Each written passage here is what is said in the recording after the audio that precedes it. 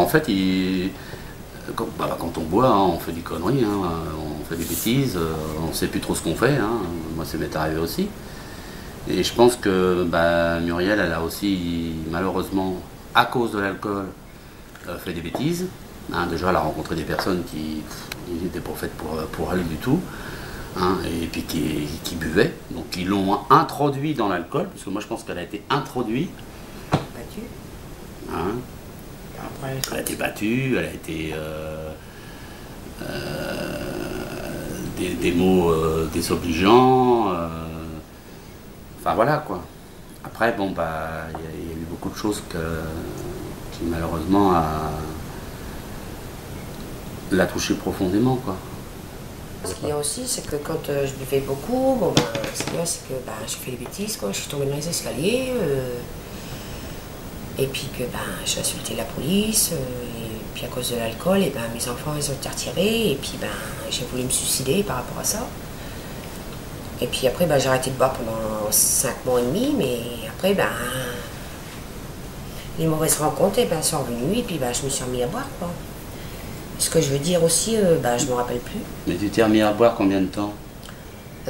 5 mois et demi après, je me suis remis à boire. Oui, mais combien de temps? Combien de temps que j'ai 2 jours, 3 jours, 4 jours? Tout le temps. Tout le temps, ouais. Ouais. Et tu buvais parce que tu avais envie de boire ou tu buvais parce que tu avais envie d'oublier quelque chose? Les deux. Ouais. C'est les deux. Puis des jours, C'est pour faire la comparaison par rapport à la maladie. C'est-à-dire que si on boit tous les jours, ça veut dire que on est dépendant d'un produit. Si on est dépendant de l'alcool, ça veut dire que voilà quoi. Et c'est ça qui me paraît. Parce qu'en fait, pendant 5 mois et demi, pardon, elle ne boit pas. Puis d'un seul coup, elle boit, tout ça parce que, y a des copains qui buvaient avec elle, puis d'un seul coup, elle s'arrête. Donc on ne peut pas dire qu'elle est vraiment malade de l'alcool. Elle n'a pas la maladie. Il faut bien comprendre que la maladie alcoolique, c'est quelqu'un qui se lève le matin, c'est qu'au lieu d'aller boire un café, il va chercher un verre d'alcool. On n'est pas tous pareils. Moi, le matin, je me levais, j'allais boire mon café. Mais si le soir, je n'avais pas mon alcool, ça n'allait pas. Pourquoi? Parce que j'avais mon alcool dans le sang toute la nuit. Donc j'en avais pas besoin le matin. Et puis Muriel, c'est ça qui... Moi je pense que Muriel, c'est surtout les mauvaises fréquentations qu'elle a eues. Voilà. Moi je pense que c'est surtout basé là-dessus. Et quand tu rebois, alors ces derniers temps, c'est toute seule ou c'est avec d'autres personnes déjà?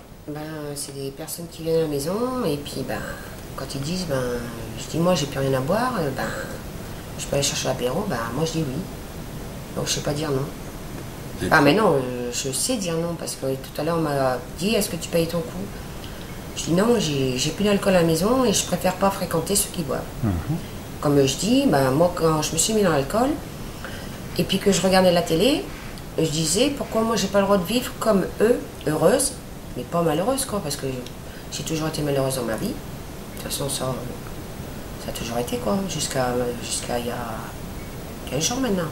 Donc j'ai trouvé l'amour quoi, c'est génial. Alors moi je disais pourquoi eux sont heureux et pas moi quoi. Donc maintenant il y a ça aussi. Donc voilà. Ouais, mais le fait de boire justement, est-ce que c'est pas toi qui le cherchais, ce malheur? Non, pas du tout. Moi, non. Non, parce que mes compagnons, tous ceux que j'ai eu comme compagnons. Donc on en revient. C'est toujours l'alcool, et puis ils me battaient, et puis voilà quoi. On en revient aux mauvaises fréquentations qu'elle a eues quoi. Et tu ne savais pas dire non à ça, à cet ensemble, alcool et violence non, parce que j'étais avec c'est mes ex-compagnons, mais eux c'était alcool, et puis comme moi il y a des moments où je voulais pas boire, je leur disais il faut arrêter de boire, et là ça partait sur les coups, et puis voilà quoi. Donc puis après Mumu, tais-toi et puis laisse-le faire quoi. Donc voilà quoi. Mais j'étais beaucoup martyrisée par rapport beaucoup quoi. Donc ça je pourrais pas l'oublier. Ouais, c'est vrai qu'il faut pas, enfin je veux dire, tu as le droit d'être heureuse comme quiconque, voilà, ça c'est la base de... Ça c'est ma base que je veux être heureuse, récupérer mes enfants et puis... Mais c'est en bonne voie quoi. Et c'est quoi qui t'a poussé à aller dans une association? La vraie raison? La vraie raison? Les vraies raisons, parce qu'il y en a sûrement plusieurs. Ben, déjà, pour moi, ma santé, mes enfants surtout. Le plus important, c'est mes enfants, l'amour que j'ai pour mes enfants, quoi. Et puis pour trouver l'homme de ma vie, quoi, pour être heureuse.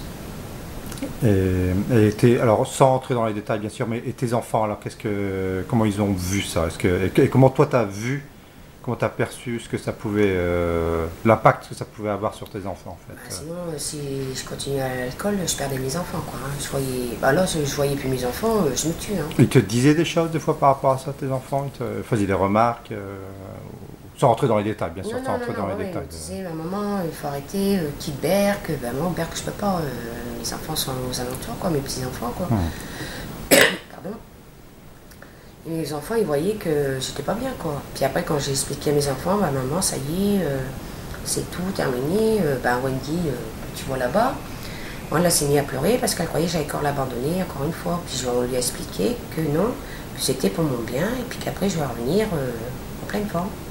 Donc, puis tous mes amis, enfin, ceux qui sont pour moi, quoi, ils sont contents pour moi parce que je vais à l'association et je veux m'en sortir.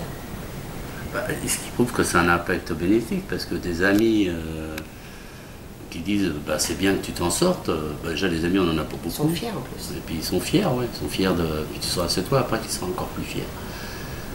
Par contre, moi ce que je voulais te poser comme question, c'est le fait que même si tu n'avais pas trouvé l'amour, tu aurais continué ce combat. Je sais pas. Franchement, je sais pas. Parce que. Non, parce que. Tu dis que c'est tes enfants. Non, parce que gamme-là, j'aurais peut-être continué l'association, mais sans le dire à personne, si j'aurais pas trouvé l'amour, je me serais rien dedans. Hein. Franchement, la solitude. La solitude, c'est-à-dire quand j'ai mes enfants le week-end, je suis heureuse parce qu'ils sont là le samedi et le dimanche. Donc c'est vrai que ça fait un moment que maintenant, je peux les voir, qu'ils sont là le week-end. Tous les week-ends, j'ai ma fille. Tous les 15 jours, j'ai Marvin. Et ce qu'il y a, c'est quand ils s'en vont, je me retrouve toute seule.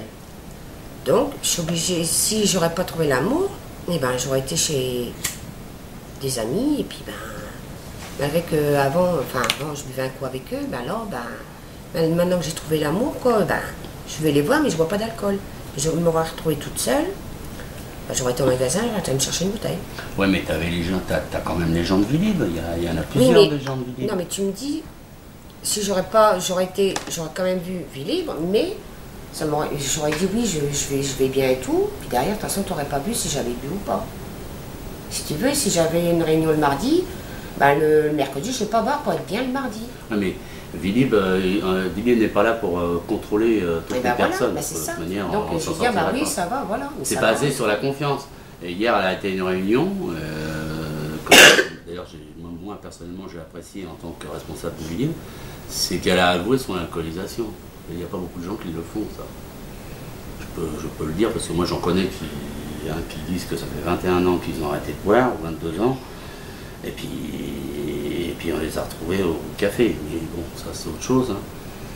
C'est un peu comme moi, ça fait 21 ans, mais j'ai fait des alcoolisations, je n'ai pas peur de le dire, et je préfère le dire parce que je préfère être sincère. Donc Vie Libre, en fait, ça vous apporte un support énormément même. Humain. Ouais. J'ai vraiment des amis de haut niveau, quoi. Ils sont là pour tout, quoi.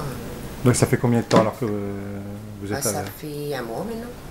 Un mois passé que je vois Vie Libre et puis...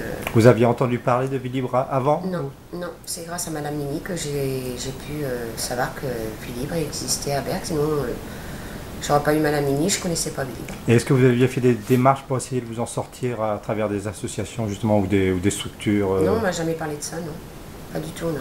Ni du XAPA à Berck? Non, pas du tout, non. Mauvaise cohésion,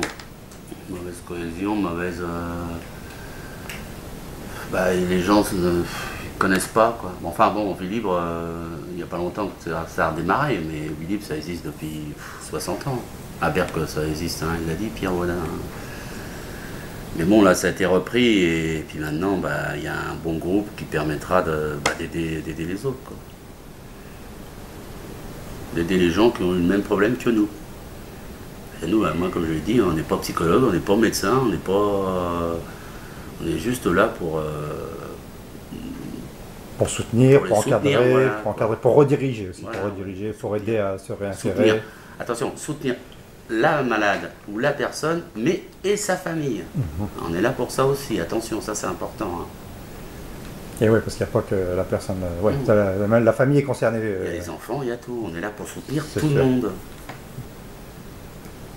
J'avais été voir un couple, je suis resté 5 heures d'ailleurs. Bon, bah, la dame elle m'avait dit écoutez, si ce soir vous le prenez pas,